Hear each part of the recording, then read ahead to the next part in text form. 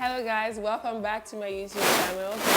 All the love that I've been getting, I actually didn't have, like I said when I made an Instagram story post, I said that I didn't have any real goals for my YouTube page, but I ended up getting 100 subscribers in 24 hours, which is so incredible to me because I was like, is anybody going to want to watch me talking to a camera in the street?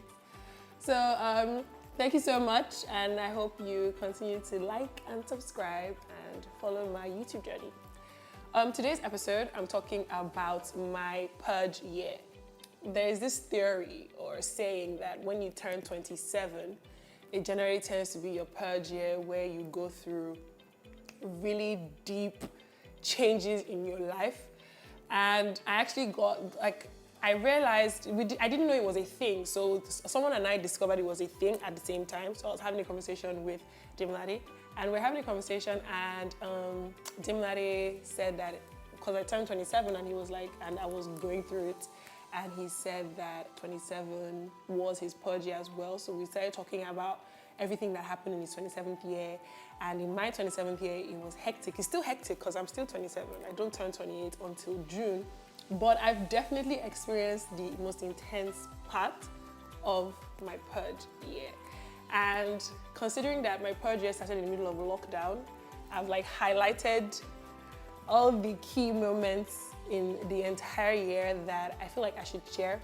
And also because I've kind of scaled back about sharing my personal life on Instagram. So I get a lot of questions, very, very personal questions, and also very honest, like I'm worried about you kind of questions. So I feel like as if it's important for me to talk about certain things. So if I'm going to start from the first thing I noted down, I said I'm going to start from lockdown. We went into lockdown in Nigeria in March.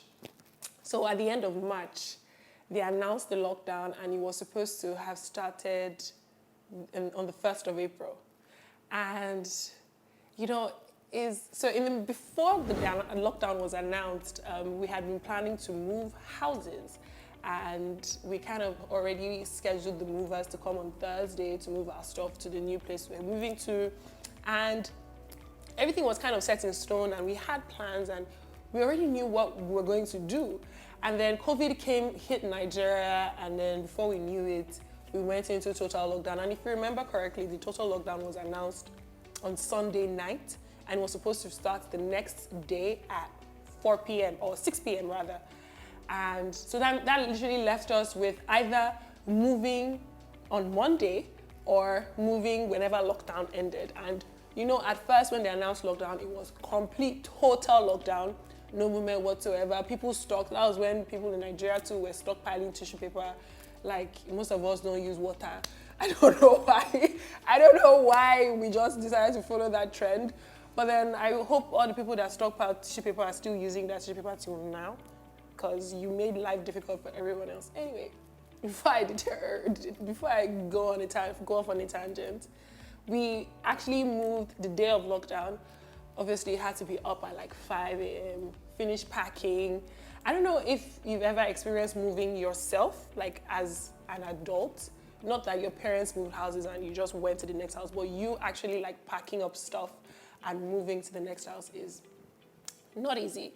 We did that, settling into the house, and then went straight into lockdown. So lockdown was interesting because there was nothing, you couldn't go anywhere, you couldn't do anything. We moved into the new flat where I'm filming now, and it was lockdown, total lockdown for the first week. I work as a TV presenter, for whoever doesn't know.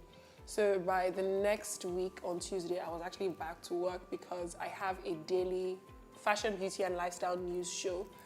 And being locked down at home meant it was just to watch TV. So we went back to work, filming, everything else in between. And then, I'm talking about working in a pandemic was pretty interesting. Getting used to wearing masks. When we used to only be 3 people in the studio because we were so afraid of COVID, and how we've transitioned now to social distancing, but not as afraid. Then at some points I had COVID, which was, I didn't know, I'm not one of those people that said, oh my goodness, I can't believe I have COVID. I was really sick for like 3 or 4 days. And like after it seemed like a really bad fever. But anyway, got over that, went back to work, and I've just pretty much been trying to navigate my purge year in the middle of a pandemic. So in November of 2020, I took a trip to Abuja because I had been going through a very difficult time in my personal life and just in general where I wasn't sure what I was going to do next, and if really where I was kind of where I'd always be. I would have been on TV for 5 years in September of this year. And I mean, I wouldn't say I'm where I was when I started, but for some reason, I just kind of imagined that my career would kind of do the work for itself and I wouldn't have had to make any extra effort. But so when I realized that that wasn't the reality, I became very afraid and I panicked and I was wondering, what am I actually going to be doing in like 10 years or 15 years? Like, am I just going to like disappear into thin air? So it kind of gave me a serious existential crisis, and also thinking about just surviving in general. I don't know if you know or you've heard, but the dollar is 485. It's like the against the dollar is, the naira against the dollar is 485. If that is how much the conversion rate is now, could you imagine what it would be like in a couple of years from now? Because it seems to only getting worse, and we actually have, rent is expensive. I don't know, if wherever you live in Lagos, whatever your budget is, rent is expensive. Fuel prices just spiked. Cost of going grocery shopping. I remember like at least a year and a half ago, if I went grocery shopping with about like 30K, I would buy groceries. But now, like, you pick like 5 things or 10 things in the supermarket and your bill is 30 something. It's ridiculous. The cost of living is so high, and it just kind of really gave me a serious panic attack, because if I'm going to start thinking about, well, if I want to have children, or even if I just want to live comfortably in life, I just needed to figure something out. So I took that trip, and it was kind of like a solo retreat, just me in communion with myself, just chilling. I had a lot of time to think and reflect about where my life has come, and I kind of concluded that, which was kind of hard for me to admit, but I kind of realized that I'd spent the majority of my life being a people pleaser. It's not like as if I didn't want to do certain things, but I would have done them because somebody kind of initiated or suggested it. And it made me realize that there are very few decisions that I have actually made on my own. And that kind of freaks me out because, like, whose life have I been living and all of that? So all of this kind of drove me into therapy, and I feel like Nigerians shame you, or people in general shame you for going to therapy, but I'm very proud of the changes and the improvements that I've experienced from doing therapy. I'm definitely not the same person. I'm not a perfect person, or I haven't figured it all out, but I feel like therapy has definitely changed my life. It's given me a very clear perspective, and it has made me realize that at the end of the day, everybody would actually be all right. Those pressures and those things that exist from especially like your parents or like the older generation, or just people that just generally have expectations of you, I feel like as if they would all be all right, because they aren't that hard on themselves as they are on you. And yeah, that's also another thing I learned from that year. To quickly wrap this up, I cannot talk about my purge year without talking about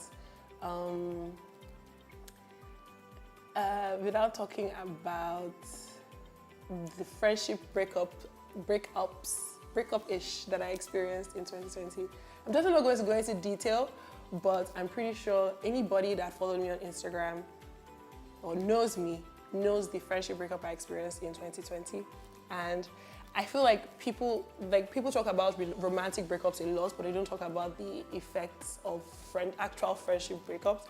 I feel like as if my current friends now, if they want to leave me, I would beg. Like I would, because it's so emotional and it's so intense. And that taught me a lot of things. I'm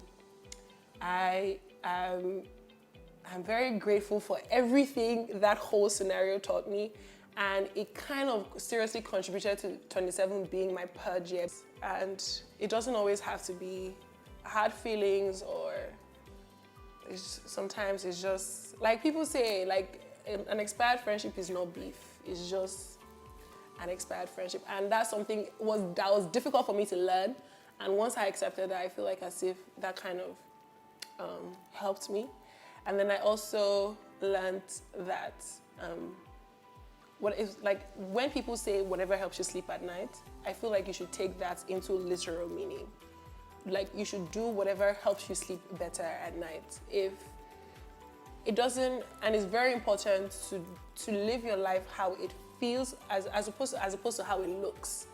So, like, we're usually so obsessed with presenting this perfect image of having things all together. I don't have shit together. I don't have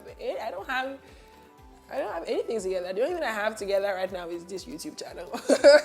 So, I mean, we try to always seem like as if we have it all figured out and I know what I'm doing. And honestly, sometimes it's just good to unclench and relax and let go and let God, or let whoever you believe in, take control of life.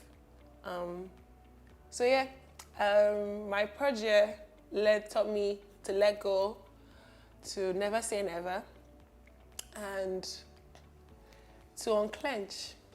Unclench and let go is the same, but it was deep for me to learn how to unclench and let go.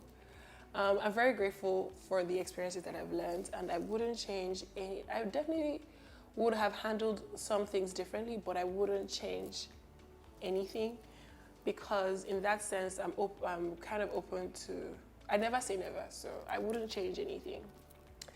I think that kind of concludes my summary of my my Purge Year, in a sense. I'm going to give like a full detailed version after I turn 28, but I'm very, I have a huge phobia for YouTube and opening up and talking to strangers on the internet.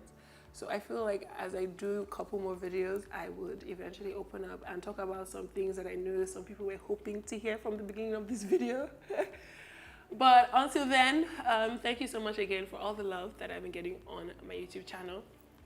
You can like, subscribe, and keep watching.